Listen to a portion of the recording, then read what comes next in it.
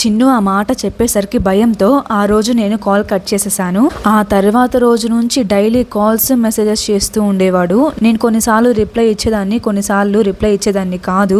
రోజులు ఇలానే గడిచేవి. Degree age అంటే ఆ టైంలో కొంచెం తొందరగా అట్రాక్ట్ అవుతారు కదా ఎవరికైనా కానీ. నేను కూడా కొంచెం తన మీద ఇంట్రెస్ట్ వచ్చి తన లవ్ ని యాక్సెప్ట్ చేశాను.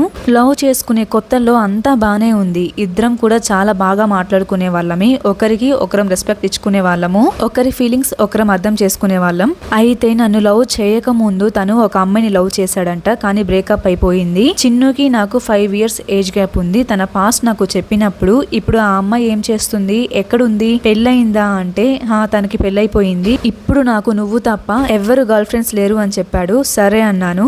అప్పటికి అప్పుడప్పుడు నేను చెప్తూనే ఉండేదాన్ని, మనిద్దరి రూట్స్ వేర్వేరుగా ఉన్నాయి, చాలా ప్రాబ్లమ్స్ వస్తాయి ముందు రోజుల్లో, ఒకసారి ఆలోచిద్దామా అంటే తనేమో ఎన్ని ప్రాబ్లమ్స్ వచ్చినా నేను నిన్ను పెళ్లి చేసుకుంటాను, నిన్ను వదిలిపెట్టను, నువ్వేం టెన్షన్ పడకు అన్నాడు. తను అంత కాన్ఫిడెంట్ గా చెప్పేసరికి నేను కూడా సైలెంట్ అయిపోయాను.